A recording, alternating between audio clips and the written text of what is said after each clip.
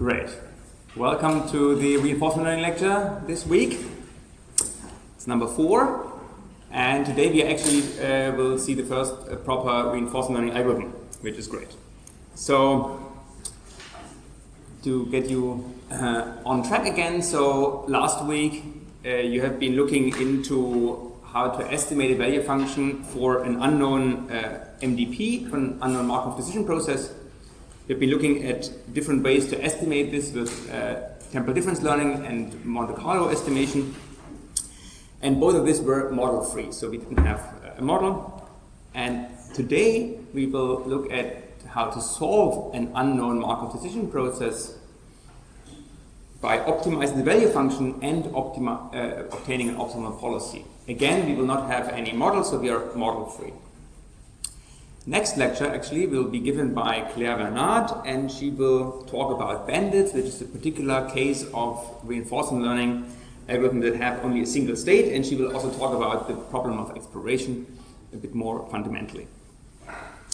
Very good. So today the topic is model-free control, and so we want to finally control a Markov decision process, so we want to find a policy. So we will today look into the Q function estimation again. Then we want to look at using Monte Carlo to estimate this. So we will arrive at Monte Carlo control. Then we will look at a different class of algorithms, namely the temporal difference ones. Temporal difference learning, we have seen this already, but now we will use it in the context of policy learning. So we will look at on policy versus off policy methods, and at the end, we will look into off-policy learning with Q-learning. So you will later on in the lecture understand all these differences of on and off policy. So first of all, maybe we want to understand where is this now applicable, this model-free control problem. So of course, the most natural one is when I don't know the Markov decision process, but I can sample from it through experience, through samples. And that is, for instance, the examples that I gave you in earlier lectures. For instance, if you want to control a robot, right, we wouldn't have exactly the underlying control structure, but we can do actions and see what the robot is doing. Similarly, into this case of this tomahawk plasma control, we don't really have absolutely access to the real MDP, but we can simulate it, we can sample from it. Protein folding might be another example. The other case is, which is maybe a little bit surprising, is that you can also use it when we actually have access to the MDP, but it's far too big to be useful for like to write down explicitly, but we can still use samples from it. So an example here is, for instance, the game of Go, where we know perfectly what's going on, where we know exactly when we put a stone on the board what's going to happen, right? There's no weirdnesses there. But the state space is so astronomical that we cannot just enumerate all possible states and solve the problem with value iteration. Rather, we have to resort to sampling and checking into particular runs in this environment. Other examples might be to optimize elevators in a skyscraper, or in general, when we are using reinforcement learning to solve Markov decision processes in a simulation, then we have access to the simulation. So that is essentially the system we want to optimize. We have access to it. But again, we cannot solve this just in closed form, but we have to resort to a sampling. Okay. So now let's see, last time, right, we looked into value function estimation. So we had a system, we could roll out a policy and check how we can estimate the value for a particular policy. So now what stops us to take this value function and derive a policy from it, right? So let's see how we want to do this. So let's see, let's look at the deterministic formulation. So we want to find the action which is optimal with respect to our value function. Okay, so we are interested in the policy pi of S, and now what we want to do is we want to find the best action. So we first of all look into all actions. Okay. And now we need to see, okay, what happens when I do a particular action. So I want to see what reward do I get when I am in state S and perform action A. And then I look at the next state, right? Of course, I look at what will happen, but the next state that I'm entering, well, we don't really know this unless we know the probability of our transition function. So this would be the probability of me going from S to S prime under the action A. And then I'm looking at well, how good is that particular state S prime that I'm ending up in. So this is of course argmax because we want to get the particular policy, the particular action. So this would now be the best action that I can take in the current state. I'm looking what will be happening if I do a particular action, and I will check for each action which one is the best. Yeah, but the problem here, of course, is that I have these two different objects here, namely the transition kernel and the reward function, which I don't have if I don't have access to the MDP. So this greedy policy improvement with the value function requires me to have either access to the MDP or access to a model. So what can we do? Any ideas?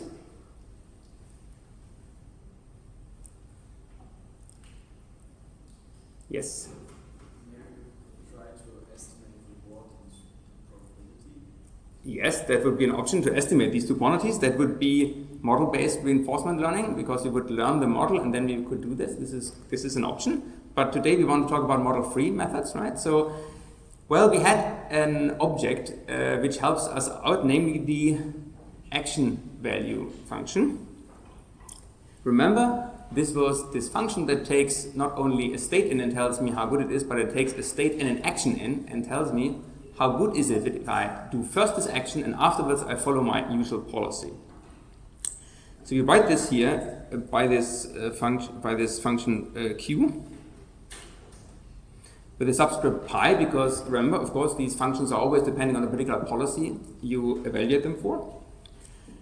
And we will also use capital Pi as an estimation of this actual value function, which we can typically not compute.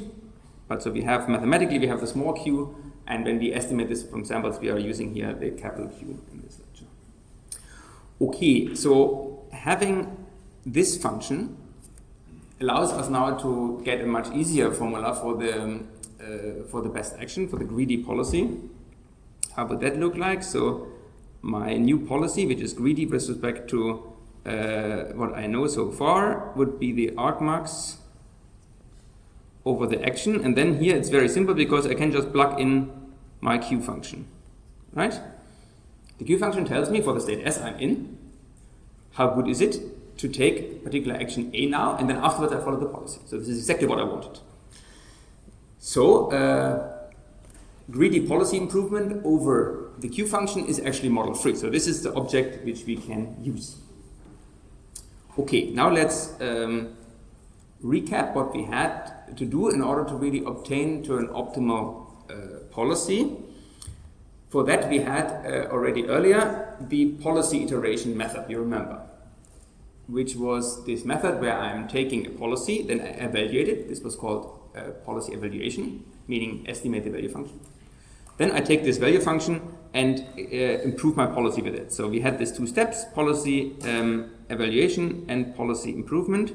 And here on the right in this diagram you have sort of this pictogram. You start somewhere, then you estimate the value function, then you do an update to your policy, so your policy is becoming a little bit better, and so on until at the end you arrive at the best possible value function and policy.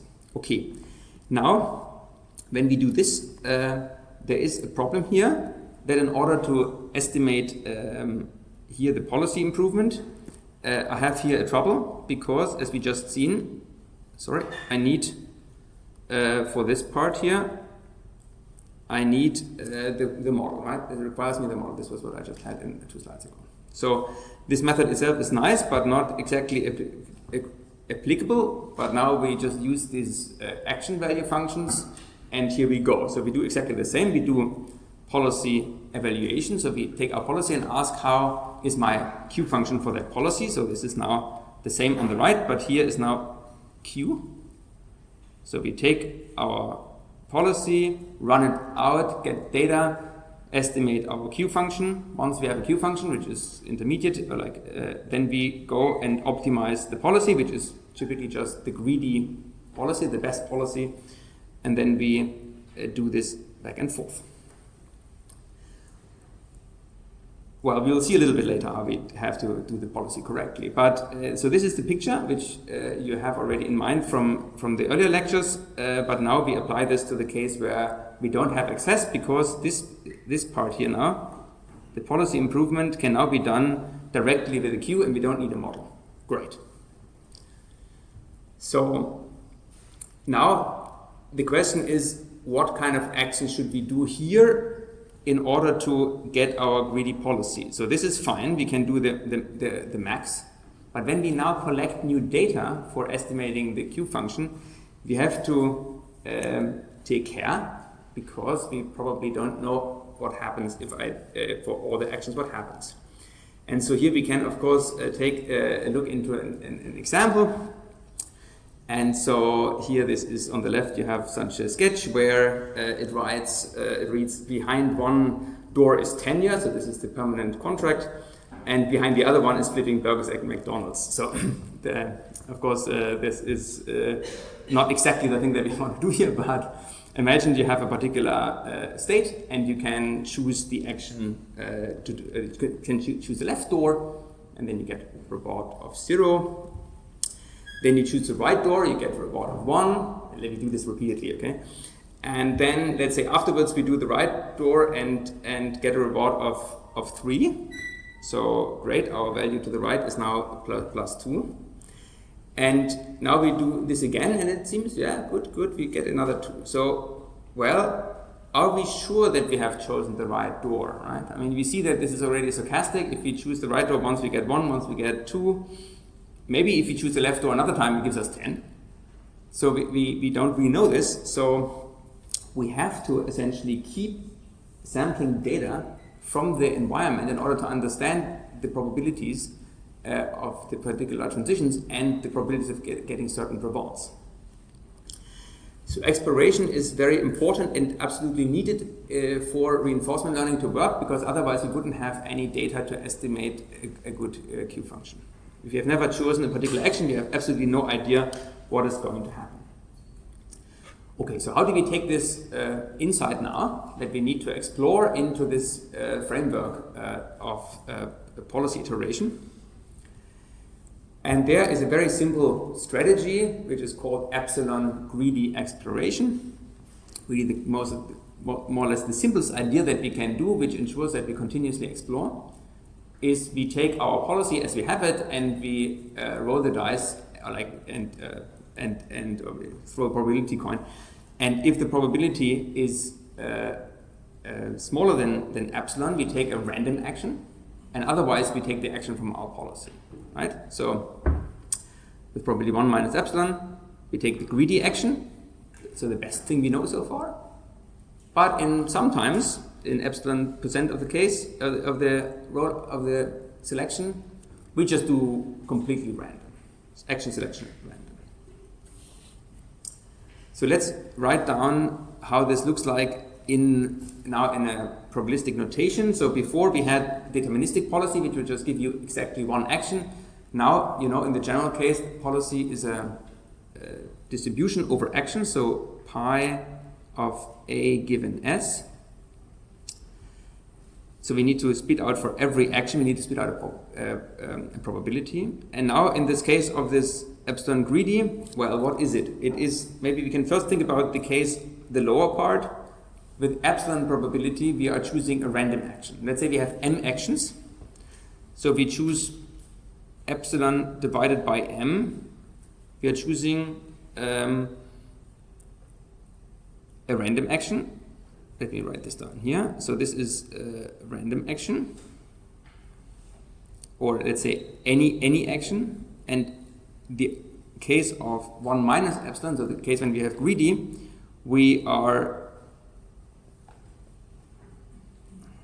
so here we take if A is argmax over A prime Q. So this is the greedy action, right? The best action. If you have the best action, then the best action is happening with probability 1 minus epsilon plus epsilon over m, because it can also be chosen randomly, of course. And for all other actions, we have just this probability of choosing this action at random, epsilon over m. You see now that here all the epsilons, right, they sum up to, all these ones exactly sum up to epsilon, because we have m of them, and so this cancels here with this 1 minus epsilon, and you see that the thing sums to 1 for all actions, okay? So this is now the probability representation of our epsilon greedy policy. Any questions so far? Yes? How does this fit in the exploitation versus exploration trade-off that we talked about? Yeah, so this exploration-exploitation trade-off is here in this sense not adapted, right? So I'm having a fixed schedule that I'm exploring whenever I don't know, like independently of my state. So there is no smart way of, there's no smart exploration. So it always does a majority of exploitation, namely 1 minus epsilon, I do exploitation, and epsilon times I do exploration. So this is how this is just set.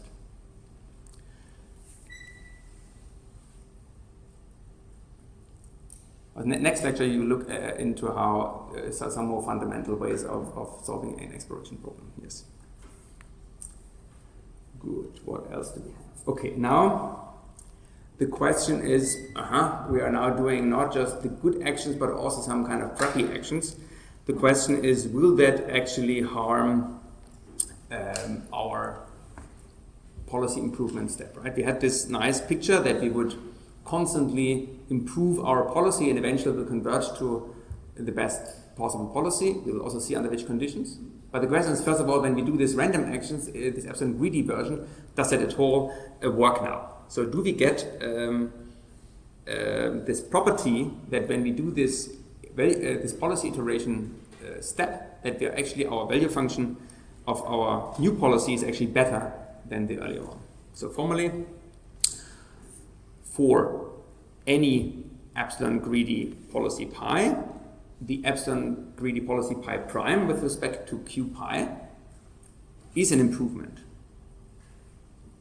So what does that mean? I take my policy, I run the evaluation method, so I get a q function, which is this q pi here. And then I take this q and behave greedily with respect to this q, but epsilon greedy. And then this is my pi prime. And now I'm saying, okay, if I check the value functions of these two, then I will find that the value function of this pi prime is always larger or equal to the previous one. So this, of course, ensures us, right, that we are always getting either better or we already are there where we want. Okay, now let's see how we can prove this. So we start with the following. So we start with q of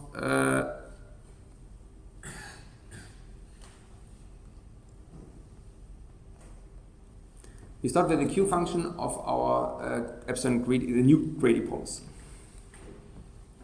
So, okay, so what is that? That is simply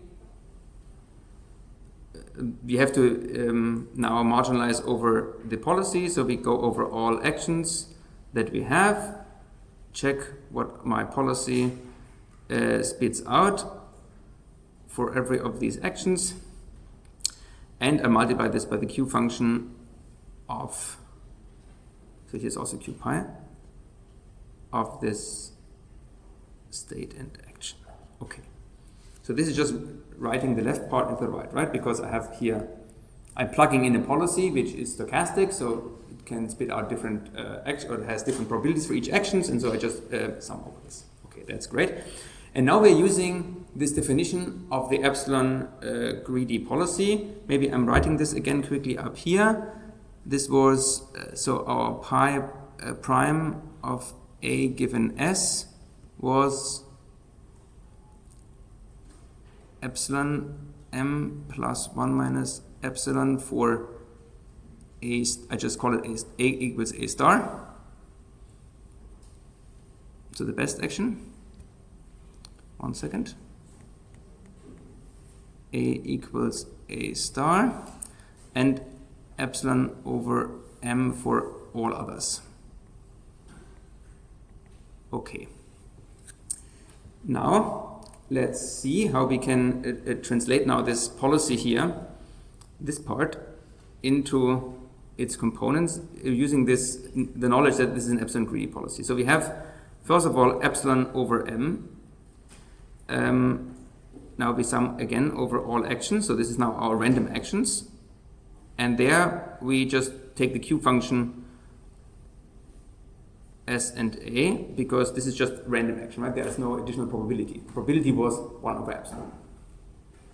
So this is now the part that comes from my epsilon greedy policy up here being random. And then the other part is, well, this is 1 minus epsilon. This is the part where we actually do the right thing.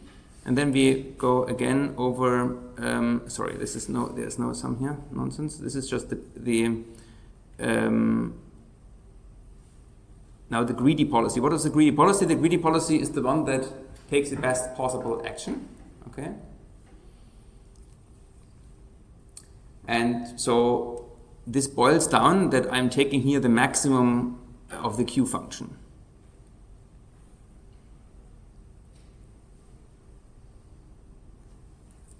Is that clear? So the policy either does random, then it's on the left. And on the right, I'm doing, the best possible thing, because this is the definition of this epsilon greedy policy with respect to pi, Q pi. Okay, and now the interesting step comes. I'm now doing the following. The left, this part I leave exactly as it is. So epsilon over m, sum over A, Q pi S of A, that's fine. And now here, I want to do an underestimation of this quantity. So I want to arrive here at a smaller equal. And I want to get to the point that I can plug the original policy in. Okay, that's what I want, right? At the end of the day, we want to obtain this side. So what I can now do is I can say, okay, let me keep this 1 over epsilon here.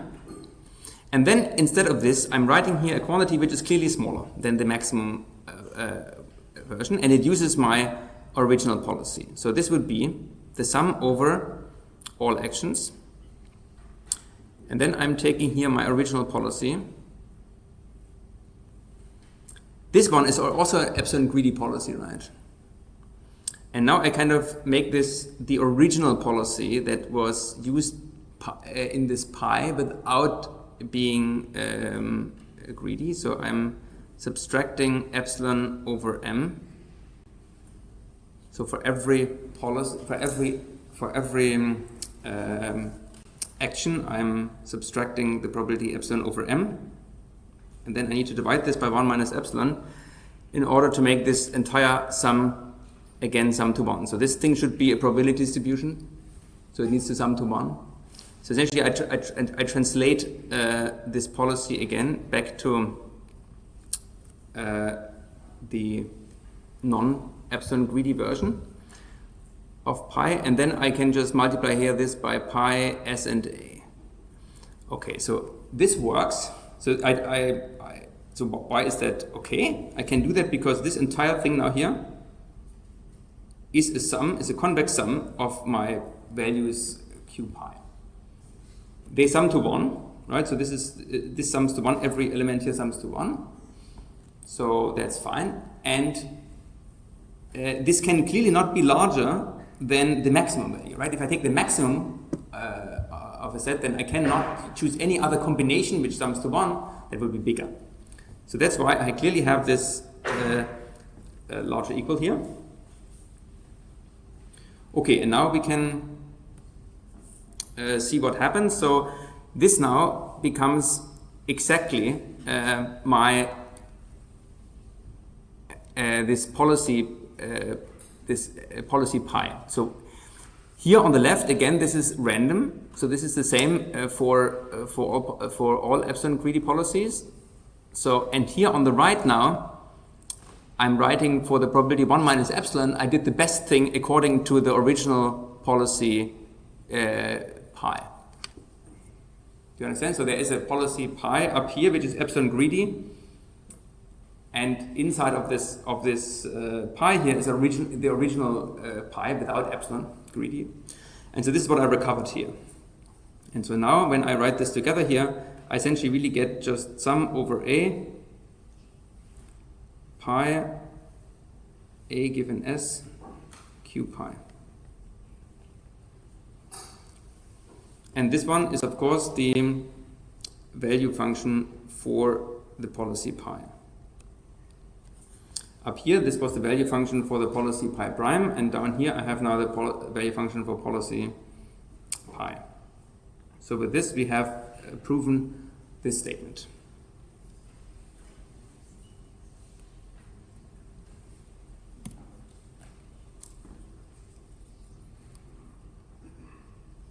Questions? Yes? Can you speak up a little bit?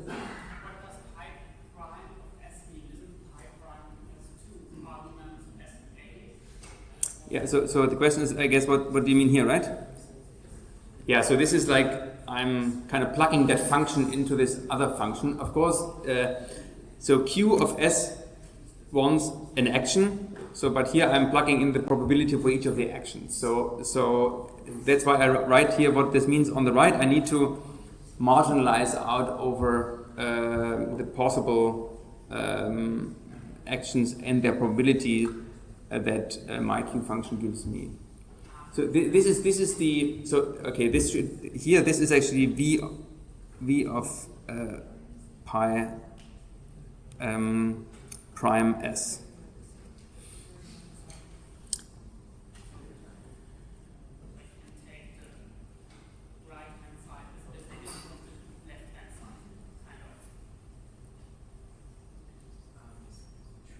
Say again?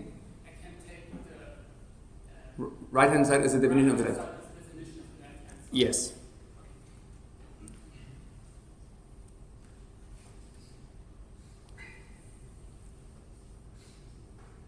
Okay, good.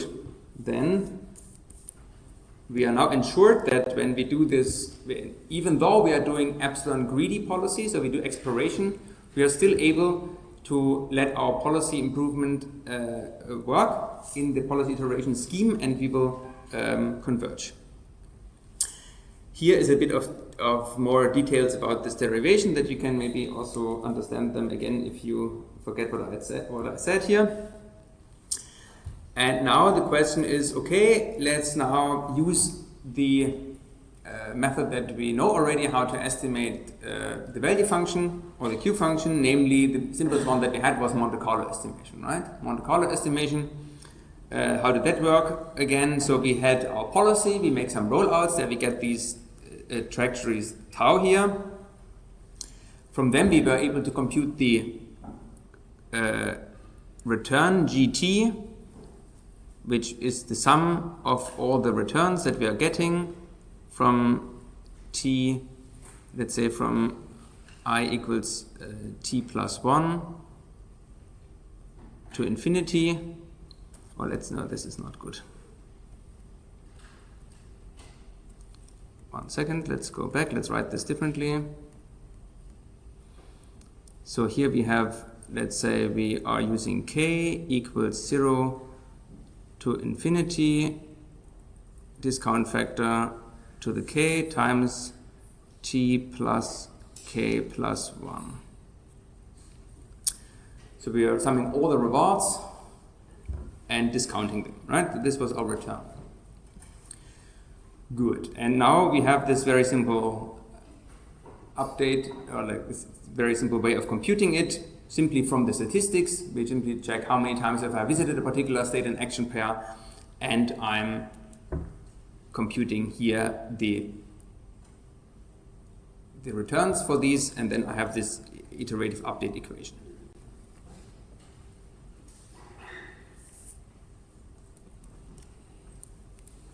So this was the version where we are doing this on the fly and we don't have to accumulate intermediate values, right? You remember we had last time, we had two different ways of writing this. One would be that I take all the data that I have, compute the overall returns that I collected and divide by n, or I do this in this iterative fashion.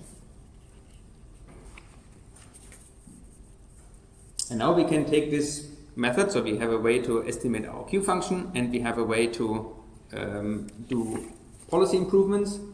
So we can simply plug this together and we get the first control method, which is called Monte Carlo control, using this policy iteration framework.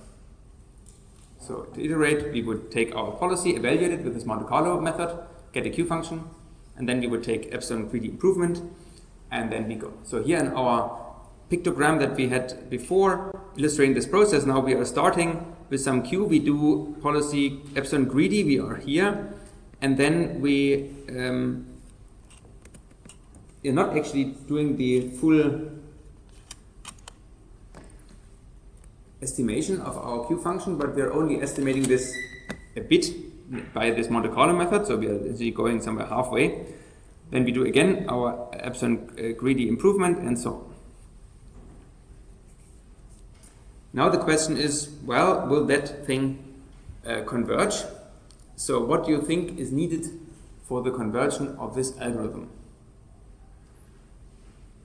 You're not looking at the slides now, and you look here and think about which of these methods, which of these conditions should be met. So first option is nothing, it converges always. Second one, it does not converge. Third, it needs a lot of iterations. Fourth, every step, every state action pair is visited infinitely often. 5, you need a greedy policy. 6, policy needs to become greedy in the limit. And 7, policy needs to keep exploring. Okay, so I go through from 1 to 7 and you just raise your hand if you think that's correct, okay? So, who is for number 1? Nobody. And who is for number 2? That'd be too obvious, I see. Number 3? Yeah? What's a lot? What's a lot? What's a lot? We'll see. Maybe the question is what means convergence? So, okay. Number 4. Yes, yes, very good. Let's see, we will see later. A greedy policy. Yes, also somebody, a few people. Mm-hmm. The policy needs to become greedy in the limit. Yeah, some more people, very good. And the policy needs to keep exploring. Also some. Yeah, it's the later ones were not completely obvious. Let's see how that goes. So, okay, the first two, I agree that they were, of course, nonsense. We need certain conditions to hold for this to converge.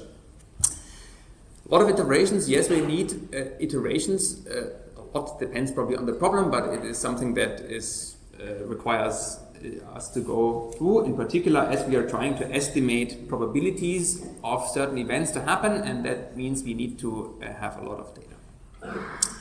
Then we also need to have in theory, we need to really visit every state action pair infinitely often, that we are getting a very good estimate of the probabilities what is happening in which reward we are getting.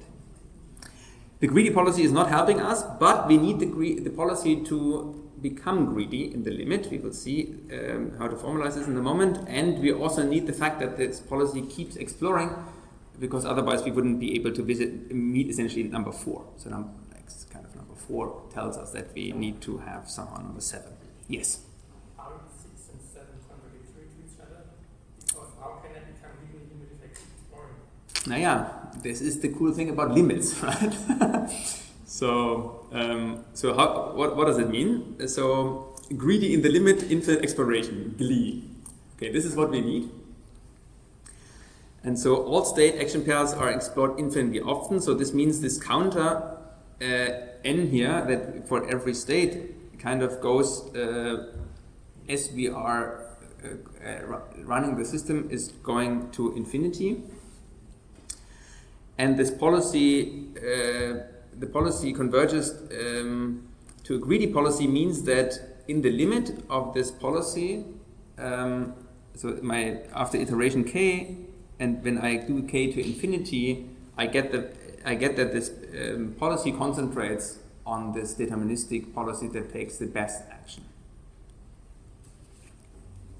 But I run both of these to infinity, and then I can now check a little bit how am I able to achieve these which are maybe seemingly contradictory. Yes. When we say the policy converges, we have the definition inside either 1 or 0. So what would be the result if we have situations where both actions are equal? Then you would put on one and the other on 0 just by forcing it? So the question is, what happens if two actions are identical? Then it also doesn't really matter which one you choose. That's true. I think probably for this simple formalism to hold here, we need the fact that there is a unique action. Otherwise, I would have kind of the problem of proving that, let's say, it would. I mean, I cannot guarantee to which of the argmaxes, or like to this random choice between these two, it converges. That's why when we defined optimal Q function, optimal policy would define this over the Q function, because that is the optimal, and the same for this, let's say, two actions, action 1 or 2, if they are equal. So yeah, this corner case probably is difficult to let's say prove with this formulation, but the statement is nevertheless correct. Okay, so how can we achieve this now? So how can we get this policy to, first of all, explore so that all the states are infinitely often met?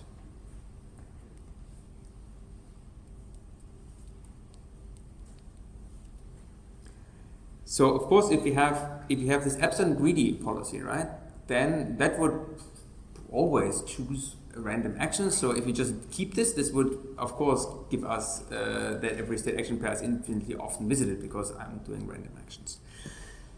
But we also want the second part. So what we want here is, we want that I cool down this exploration rate in a way that I can still prove that it will give us this infinite coverage, but it also means that I'm converging to a greedy policy. So if I use this epsilon as 1 over k, then I have this nice property that I hope you guys remember. If I sum over k equals 1 to infinity over 1 over k, then that thing diverges, right? So this harmonic series, and this diverges. So I'm essentially, even though this k gets smaller and smaller and goes to 0, I'm still able to sort of get infinite amount of states visited, because I have still this probability that I'm visiting some new states, or sufficiently states, is still occurring. That's why with this particular construction I'm able to get this visitation count. And I'm also able to get this second part, because in the limit my policy is exactly the policy that chooses the argmax, because epsilon is going to 0, right? So this is this contradiction, seemingly contradiction can be solved mathematically quite elegantly. Okay, so the theorem says with this Glee condition, Monte Carlo control converges to the optimal action value function. So Q, this capital Q, which we estimate, converges to the best possible Q. And then when you have this best possible Q, then also my policy is of course the best. Questions?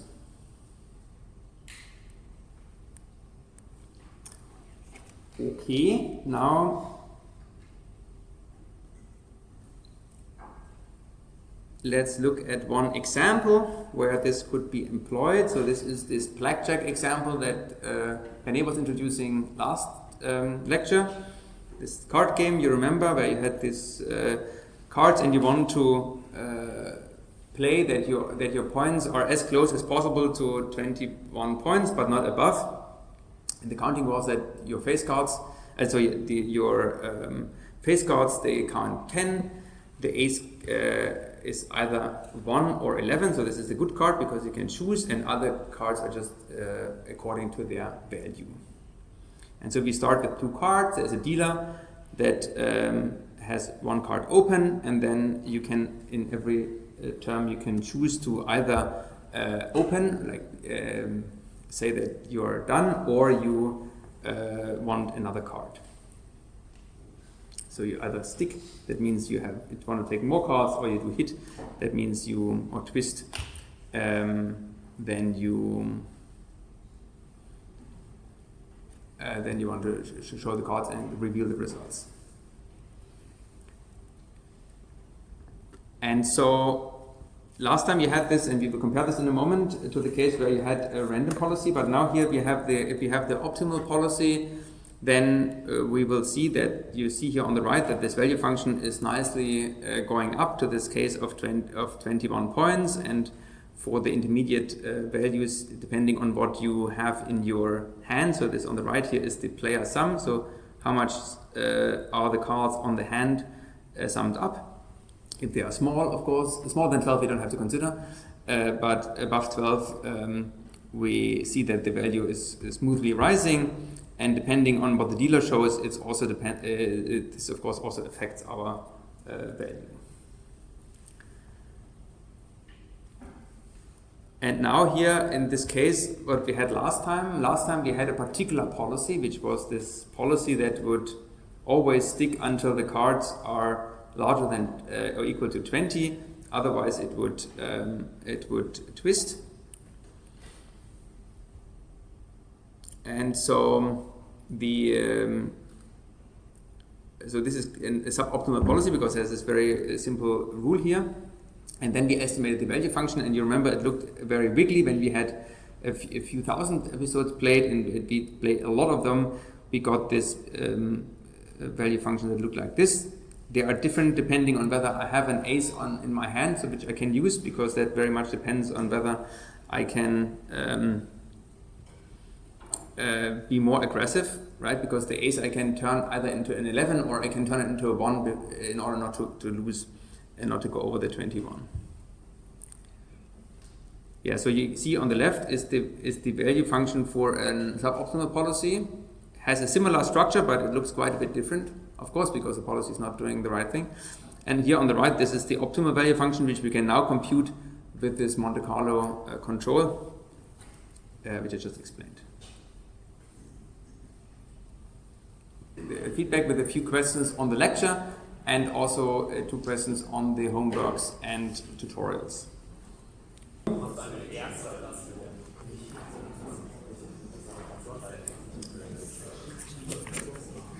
Okay, so now we look at temporal difference. We look at the Monte Carlo ways of estimating the value function and Q function, and now we want to look at the other way of estimating this, which we discussed last time, of course, which was temporal difference learning, right? So let's see what are the advantages again of temporal difference learning over Monte Carlo estimations. Well, we have discussed that. We discussed that it's a lower variance. It allows us to do updates online, so we don't have to wait until the end of an episode in principle.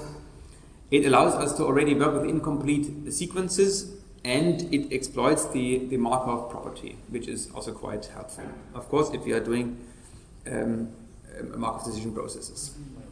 So the natural idea is to now use this temporal difference learning instead of the Monte Carlo estimations. Okay. So now the simplest possible update rule that we looked at earlier is the following. So is that already comes? Maybe I can write this down. So Q of S and A Well, we would like to update this from our old value Q of S and A plus, and then we can now use the update. So alpha is the learning rate, and then we have our reward that we are observing plus gamma Q S prime and A prime. So these are the things that we are getting from our environment, and then we need to subtract Q of S and A because to get the difference between our estimate and what we are currently having, right? So this here on the right, this was the TD error. This is called the TD error. This is our new estimate, and we just update our Q that it comes closer and closer to this estimate here.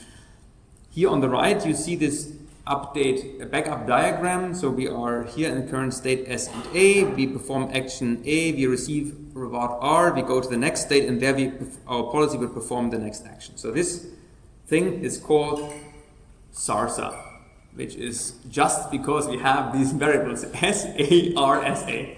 Extremely creative name, but it's very easy to remember, right? If you have this name, you already know kind of the formula. So that's cool. So we remember SARSA is this simple Bellman expectation equation that takes our policy rollouts that we are getting, the data that we are getting, and updating the Q function. So now this brings us to this SARSA algorithm. So how does it work? I'm initializing my Q function randomly, or 0 at the beginning, and then I go for every state and action, for every state and action I initialize it randomly, but it needs to be 0 for the terminal states. Then I repeat for each episode. I now go in the environment, get my state, perform an action with my policy. Here, typically epsilon greedy policy with respect to the current Q. I do this action. Then I take this and go into my environment and take the action, then observe the next state and the reward that I'm getting. Then I'm asking for the next action, and so on. Then after I did this, I can update already my Q function exactly with the formula that we just had. So this was the formula from the last slide. So this is also update equation. Well, then I'm just doing the bookkeeping. So I'm assigning my state S to the next state and my A to the next action, and then I continue this loop.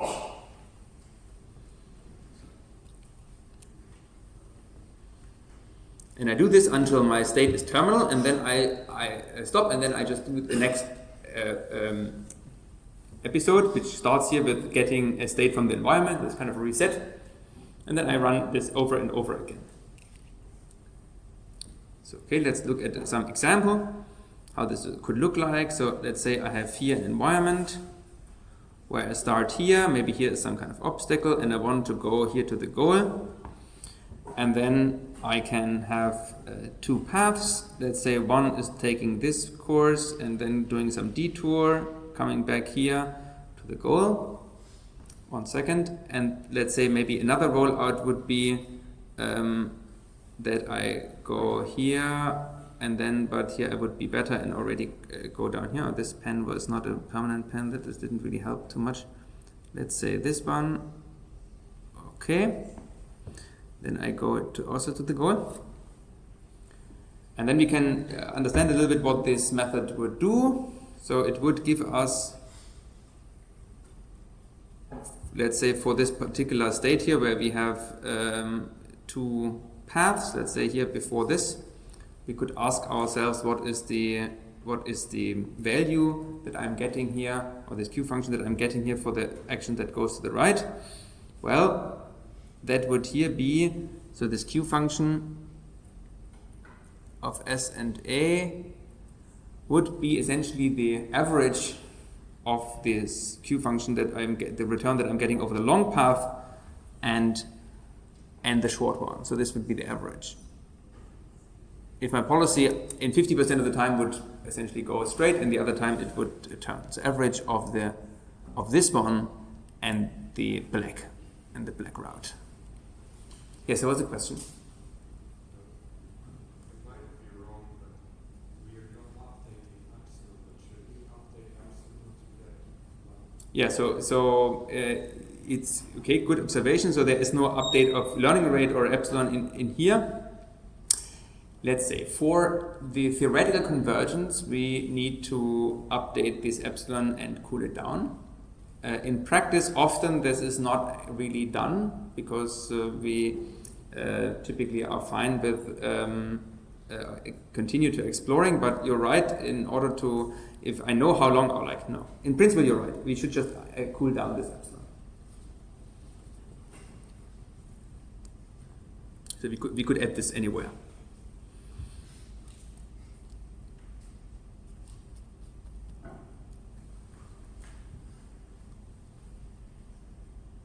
And the other thing that we haven't talked about as much is this learning rate here. So there is one aspect is the question of the epsilon exploration, and the other question is my learning rate of my algorithm, of course, that also needs to be adapted. And here we also have a statement of how do we do this optimally in order to make this work. So SASA converges the optimal action value function. So Q converges to Q star under the following conditions. So the first one are the same as for the Monte Carlo. We need this Glee sequence of the policy. So the policy needs to decay its exploration rate.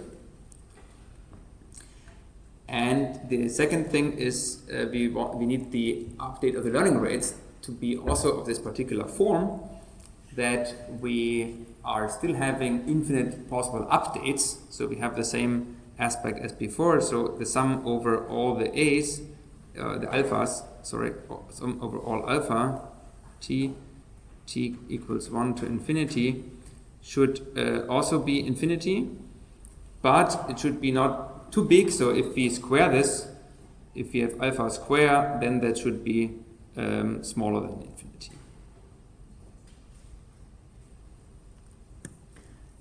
So for instance, if we choose the learning rate to be 1 over k, that would be exactly the case. 1 over k diverges, but 1 over k square is already not divergent. Good, let's look at an example how this we could solve a particular environment. So similarly to what I was drawing before, but now we have this windy grid world. So this grid world works in the following way. I have my typical axes, north, south, east, west. But then here in the bottom row, it indicates how much wind is blowing, and the number tells me how much I'm pushed up when I'm in that column here, making an action. So for instance, if I go here to the right, here, that would still work. I would also go to the right, also go to the right. But if I do now a step to the right, I'm actually ending up in this state, right? Because I'm blown up by 1, and so on. If I again do 1 step to the right, I'm actually coming up here. And then in this case, I would even go 2 up.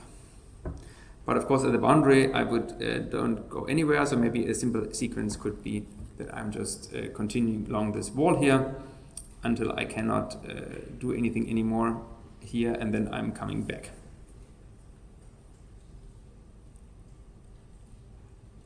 So here again, I did this action to the left, but the wind blows me 1 up. So of course, as human, we see this already, but the agent is just collecting examples and examples and examples, and then it would go over this maze here and try to solve it. And here this would be the learning curve of this agent. And so what we are writing here on the y-axis is the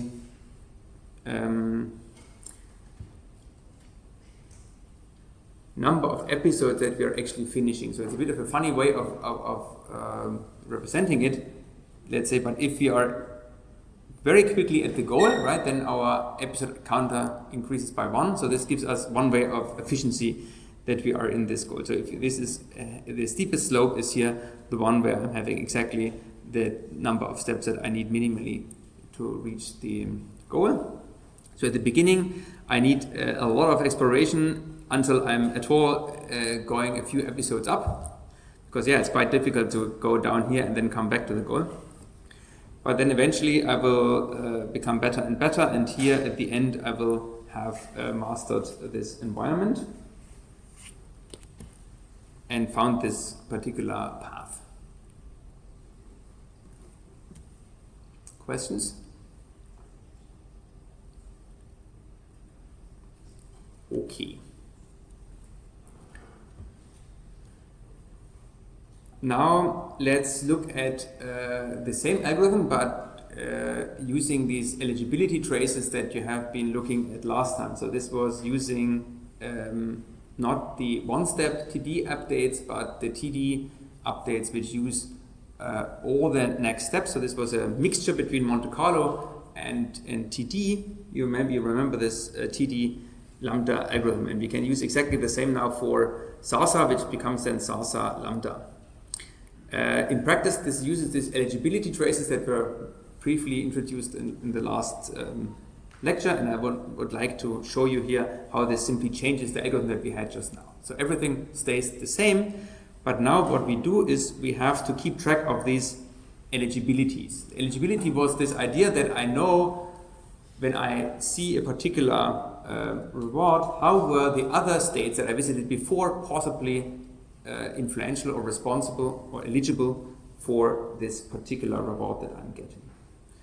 So I need to set here my E's, so these eligibility traces for S and A, I need to set them to 0 for each episode, for all states S and so on. I don't write this here.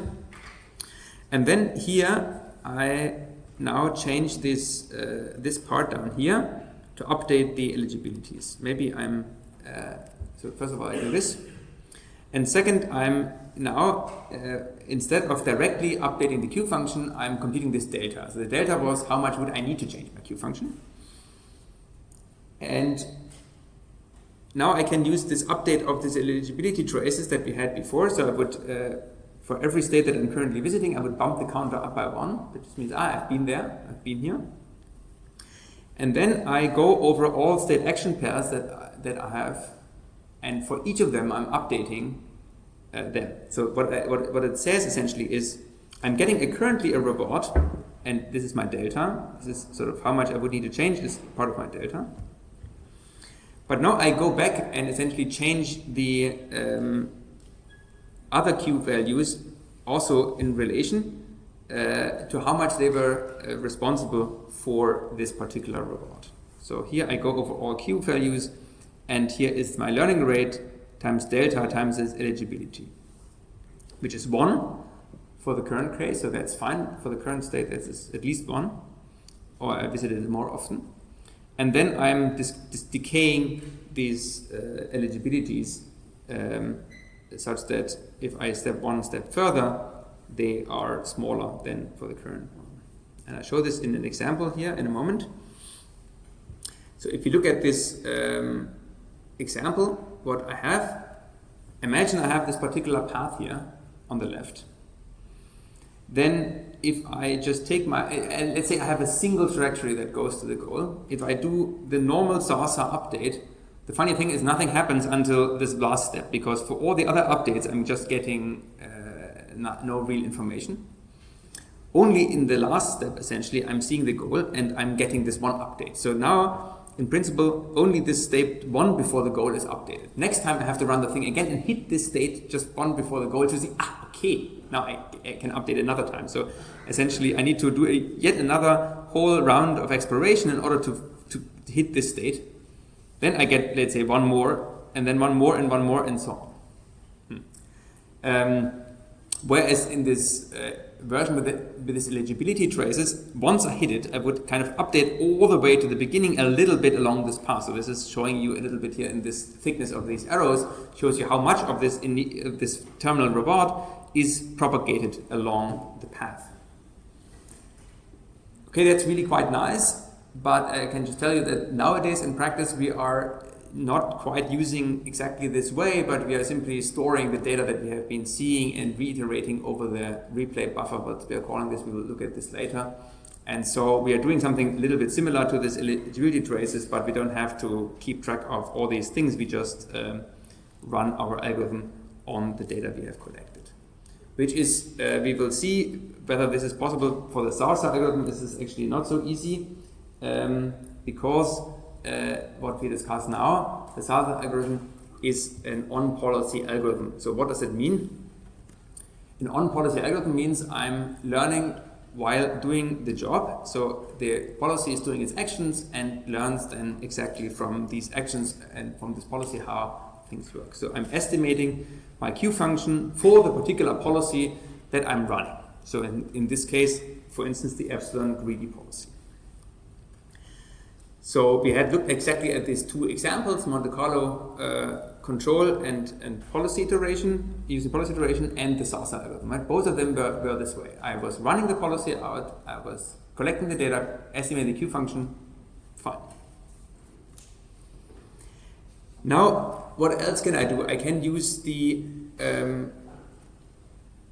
something that is called off-policy methods, and that would mean I'm not actually sort of doing it, but I'm learning by looking at over somebody's shoulders. So essentially, I'm learning the policy pi, but from data that I collected with another policy. And so here, the examples that we discuss next would be importance sampling, Monte Carlo, and Q-learning. And we will see the difference later. But first of all, why is that a good idea, right? Well, it allows me to really open quite a few different possibilities. For instance, I can learn from demonstrations, right? I can just look at a particular path of data that I collected from whoever showed it to me, and I can update my Q function, my policy with it. I can reuse all the data that I've ever collected from all these crappy policies that I had at the beginning until the end. I can use all this data to update my policy. And maybe what is the most obvious one at the moment is that I can learn the optimal policy even though I'm using exploration policy. So I can use this epsilon greedy policy, which sometimes does bad moves, but still I'm learning what would be the best thing to do.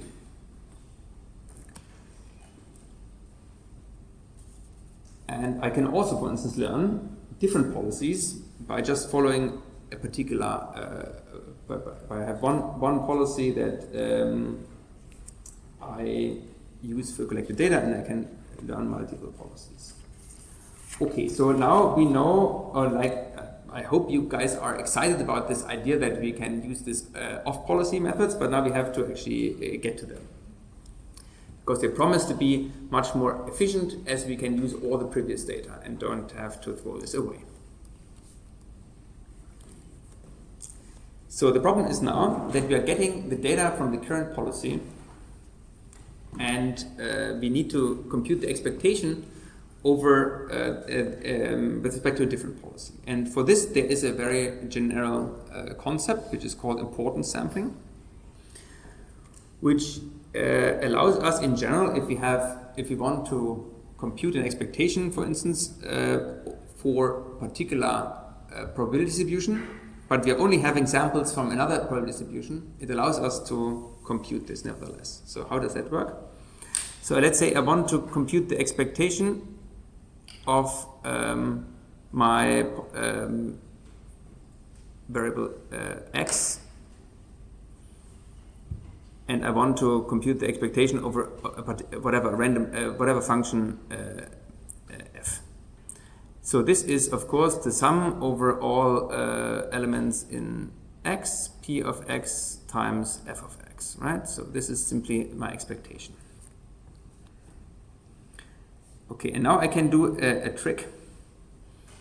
I can say, okay, why not doing the following? I'm taking a different distribution, namely the distribution Q, which I can sample from, and I can say, okay, Q of x times P of x divided by Q of x times f of x, right?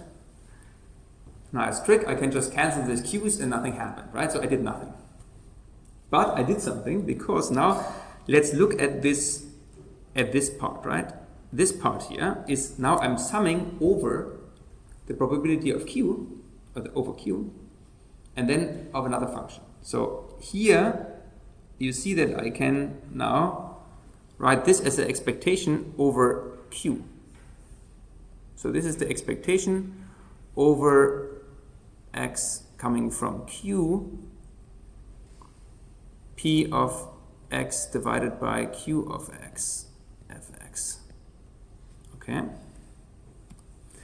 So with this neat trick, which is called importance sampling and ubiquitous essentially in statistics, I can turn my estimator that I can sample, or I can estimate this expectation over probability distribution P, which I cannot sample from, by sampling from another distribution Q. The only thing I need is an access to these two densities. So if I have access to the densities, I can do that. Okay, now let's take this and plug this into what we have so far. So we take our problem that we have when we want to compute the returns G, namely from the policy mu, which is this policy that is just collecting the data. And now we want to turn this into the return that we would get with pi. So this is how we write it, G at t for policy pi, but we are sampling under policy mu, and so here we would get exactly this kind of ratio. So we have to multiply this, what we are getting, by this product of all these ratios. Once we have this, we can just plug this into our normal Q update as we had it before. So here, this is the Monte Carlo update, right? You remember? And so here now we have, instead of the normal G, we have now the return, this importance reweighted. This is very nice, but as a note of warning, so these importance weightings can be very high variance, and we cannot use that, of course, if my mu, so if my probability of the policy mu is 0, where pi is non-zero, right? So because then that would diverge. So in practice, people do lots of different things to make this really working, clipping and so on, but I'm just saying that this is a little bit finicky, but sometimes is very, very helpful, and it's fundamentally correct. So we can do similar stuff for temporal difference learning, but now we want to do something else. Instead of using this importance weighting, we want to look at an algorithm that uses temporal difference learning, but uses this off policy. Okay, so we want to do. So we have the following situation. We have our Q function, and then we would like to collect data with our epsilon greedy policy, so with a different policy, but we would still like to get the correct Q function for the optimal policy. So we want to get Q of pi, but using the data of another policy. Okay, so no problem, because we can use the current action A that comes from the acceleration policy, and afterwards we follow our optimal policy. So let's write this down. So we have our next action that we want to do afterwards. This comes from our optimal policy, from the policy that we are interested in. And the current state and action is coming from our observational policy, from this policy mu. Okay, so we do our typical updates.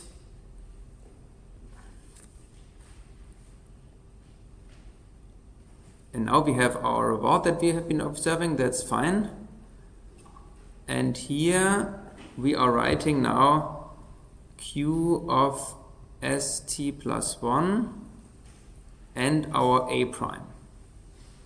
minus Q of S and A. Okay. And here we have now this policy that we would follow, that we are really interested in, namely the policy pi.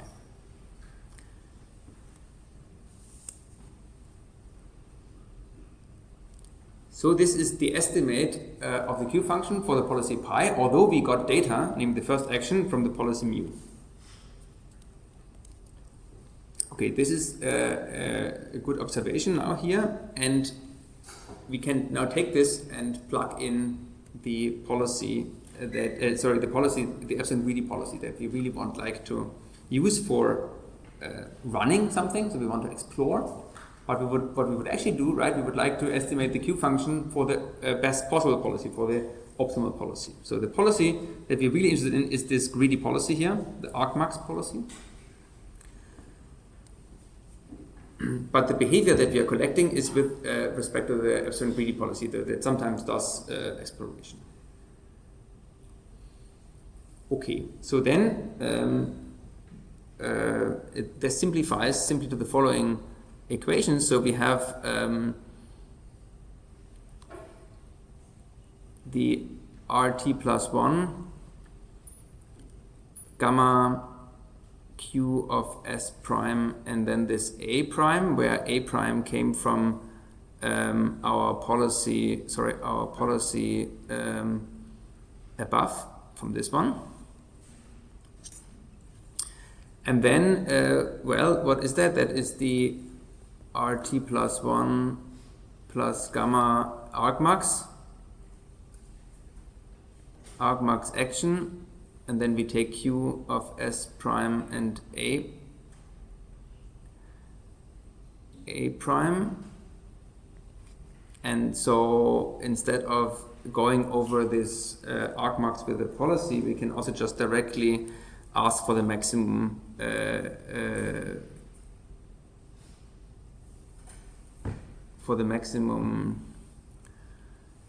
Q function. So this is RT plus 1 plus gamma max.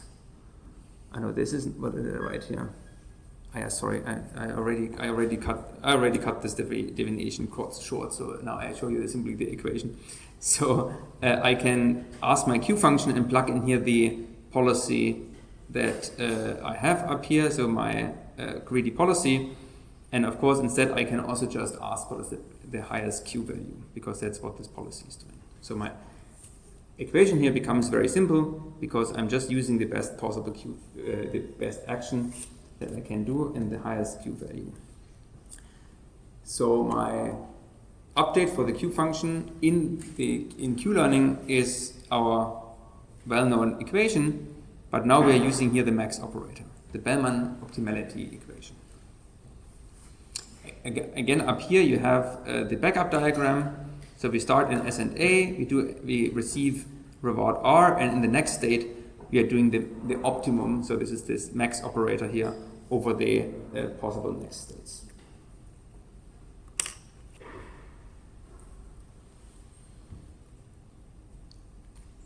So let's look at this algorithm. The algorithm is now very similar to before, but even simpler. So I'm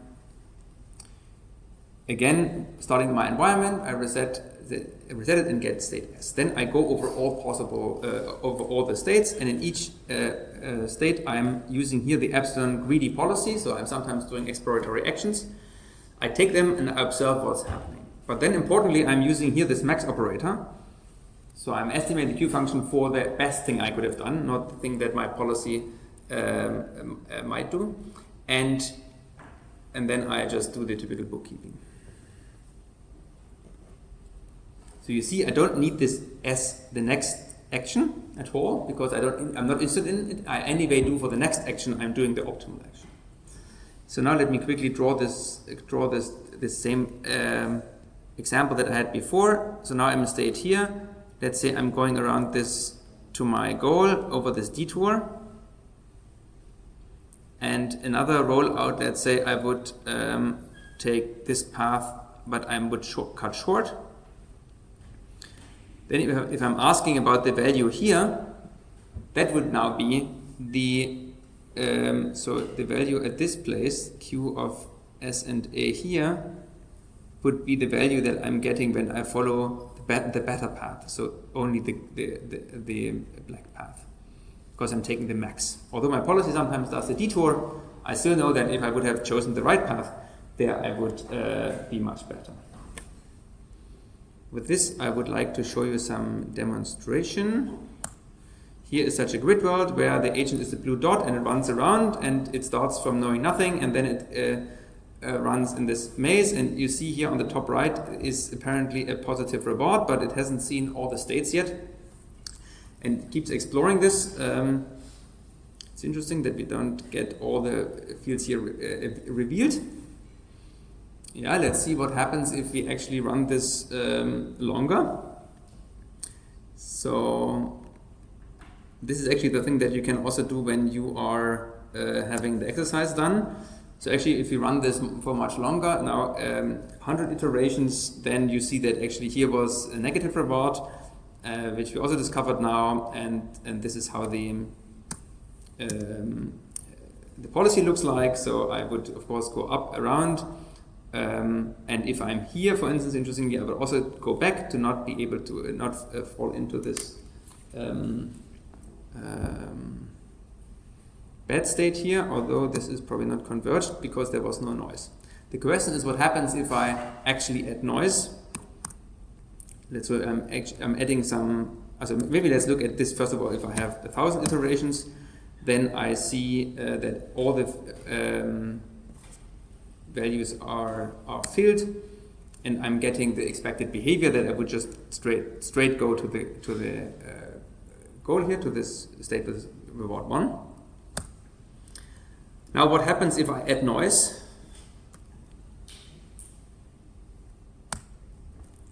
Well, what happens is that I cannot guarantee that I'm going through this path here without falling into the bad state. So actually, that's interesting. I should. That's funny. I would have expected this to properly work, but it doesn't. That's interesting. Okay. Let me just add one more. Maybe the other parameters are not perfectly tuned. So I would at least in this case now go to the left, because I don't want to fall into this bad state, and then never mind here in this first state that I go down. That is probably very similar. The values for up and down, and then eventually I will go up here. Okay.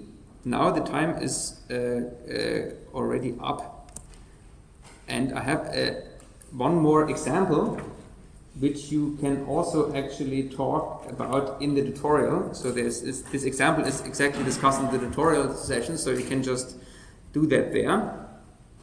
And so maybe we can quickly look at this different stuff that we have been looking at. So there was dynamic programming, right, and temporal difference learning that we did. In dynamic programming, we were looking at the full MDP, so we were always able to look into the future and see what would happen. There we had, with the Bellman expectation equations, so those that just take what the policy is doing, we were able to evaluate our policy, and the same we do by doing temporal difference learning. Then we can also update our policy. This was the second row here. There we end up with the algorithm SARSA for TD, or Q policy iteration, which we also did before in the case of the known MDP. And then when we use the Bellman optimality equations, namely those with the max operator in it, we have, in the TD case, we have our Q learning function algorithm, which is very important, and we looked at today. And also here in the case of the dynamic programming, we have the Q value iteration.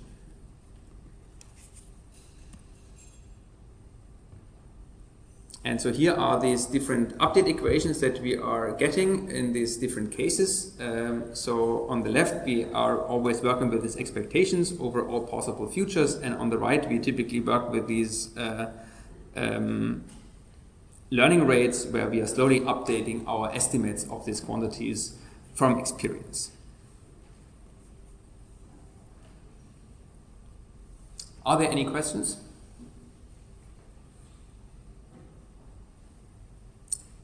Good. No. Then please, if you haven't done earlier, do the feedback or do it over the Elias system. Would be really helpful. And I wish you a nice afternoon.